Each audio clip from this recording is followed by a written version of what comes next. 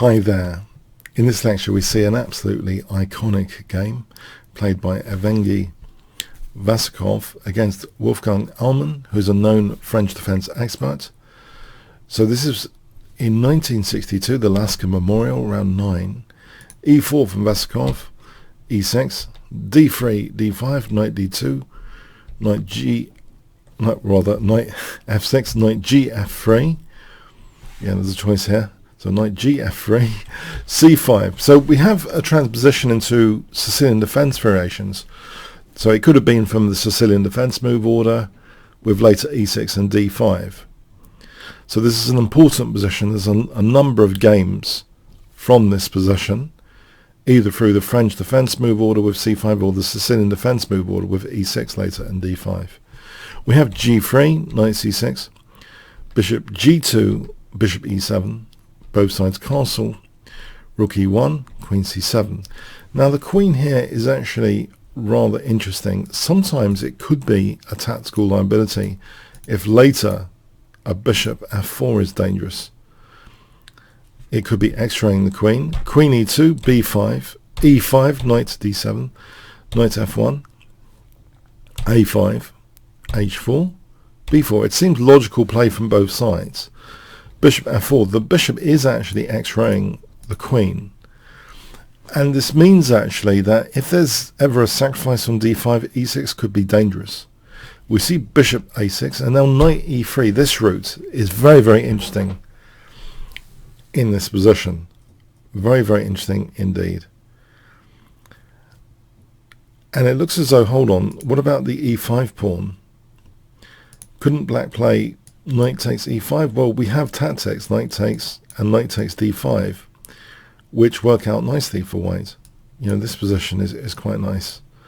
With pressure on d5, the pawn chain has been undermined. So black doesn't want to indulge that. The bishop is x-raying the queen though, and this is rather dangerous as a pattern. So knight e3 is an interesting route, blocking the pawn.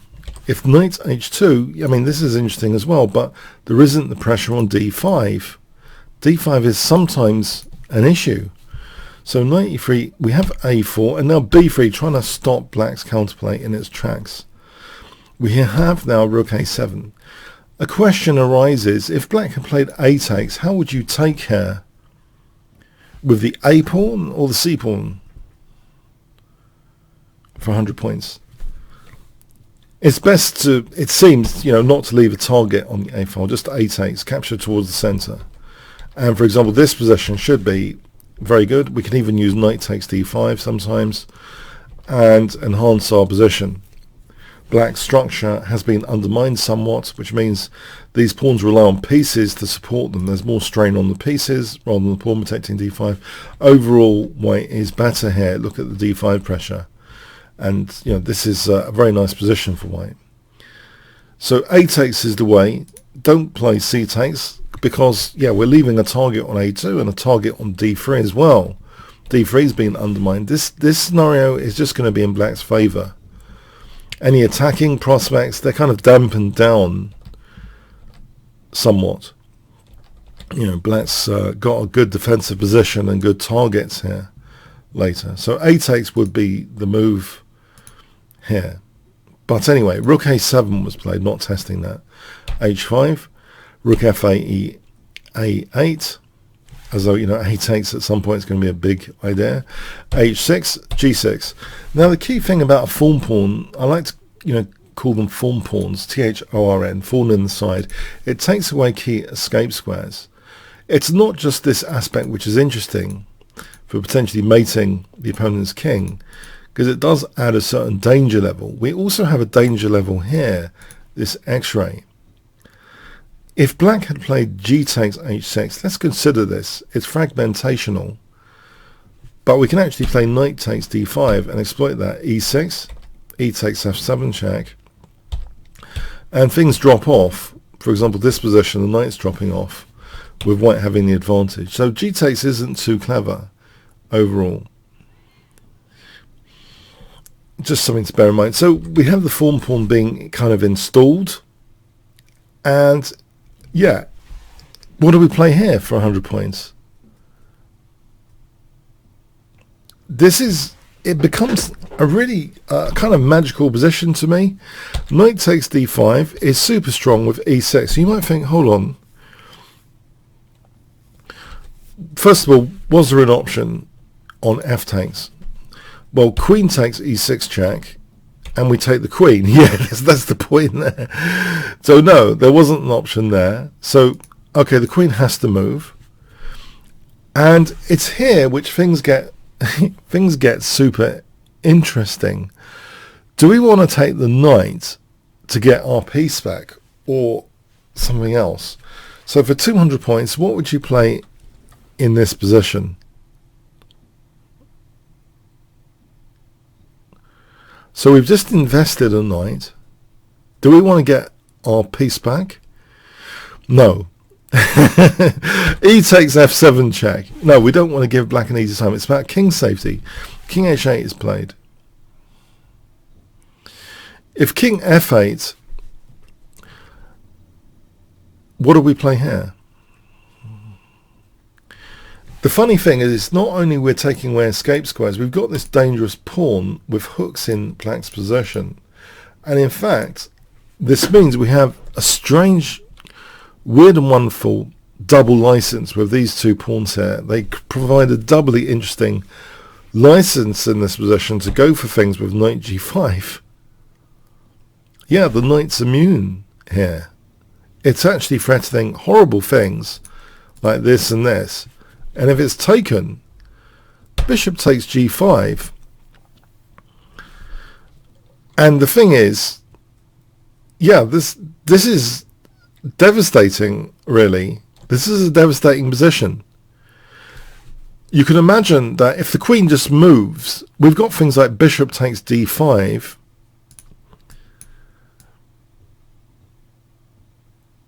Among other things. You know, with ideas of bishop e7 incoming, among other things. There are lots of resources here. Or even, you know, a more direct resource, bishop e7 check is pretty forcing. And, you know, this is pretty devastating. You know, this kind of scenario. We're going to end up checkmating the king. I mean, there are lots of devastating resources here if the queen moved. And if the queen takes, then the hook comes in, queen e8. It's doubly interesting with these pawns, you know, the pawn stopping king g7, and this is mating. So we're just on the tip of an iceberg of amazing tactics here, in my view. So king h8 is played. And now, guess what white plays here, which is incredible. Incredibly powerful attacking move. It's a real shocker. When we have these two pawns, we have special licenses, double special license here for the attack. The king's out of escape squares. Both of these guys are taking out key escape squares. We have knight e5. We just want to take out one of these knights to get access to e5 for a check. We have knight c takes e5. If rook c8, then knight takes c6. And actually we can play queen takes e7 here. This is just crushing. With rook e8, this is going to be mating. If knight d takes, as an example, bishop takes, queen takes, we can play queen e8 check here. And this is just so elegant, all of this stuff, all of a sudden. So knight c takes e5 was played. And now how do we play this?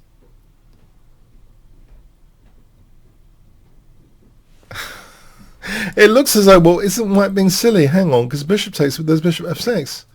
So has white just lost? And just put that on the board. Has white just lost here?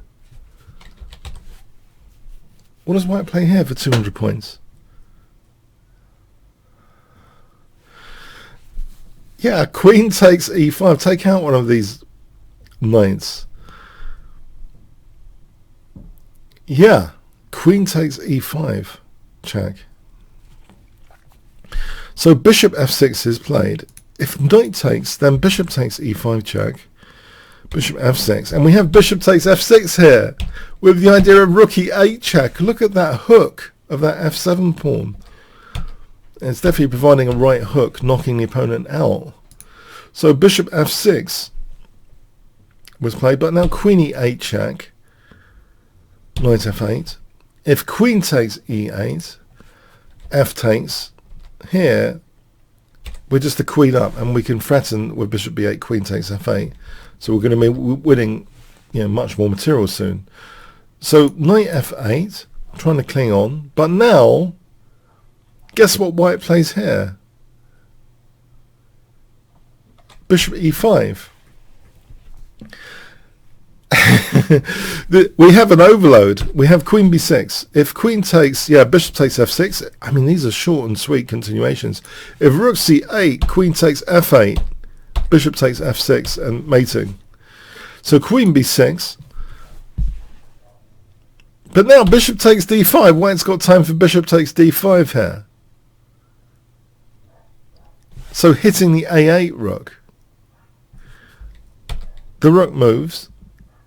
But now, another beautiful blow in this position. Truly amazing. Truly amazing. What does white play here for 100 points? Interference. Bishop e6. Interfering to f6. To threaten bishop takes f6. Interference move.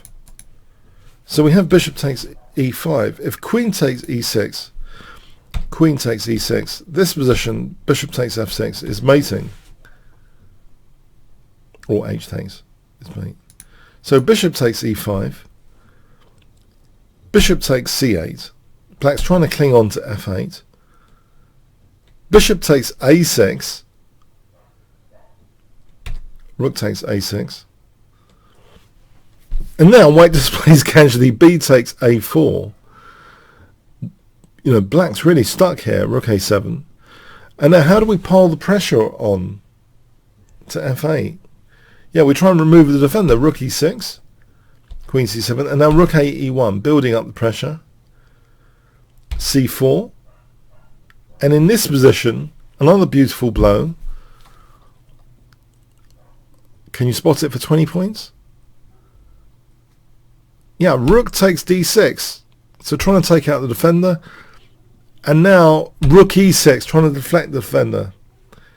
End of game. So if queen takes f8. And the other little point is queen c5. What do we play here to tickle the opponent away from f8? We just play d4. Whoa. So this will be an overload. Yes, it's hopeless. So the game actually ended here. This is absolutely an iconic game in my view. It shows the dangers of pawns around the king, giving special, super special licenses for absolutely out of this world tactics. This game has made a really big impression on me with the form pawn strategy and with the piece sack, not to gain the piece back. So just with the idea of getting these super dangerous pawns here. What an amazing concept. So if king takes, there was knight g5. What an amazing concept with this position in mind. It's just too strong. This position, we've got access to that special e6 square. It's just far too strong, this position. So this whole game is like an attacking masterpiece. What a game. Black's just left really in huge trouble here in these variations. So yes, taking out the defender in the end of f8 spectacularly as well. Okay, so I hope you really enjoyed this game as much as me. Inspirational, I think, is the word to sum up this game. Inspirational. Thanks very much.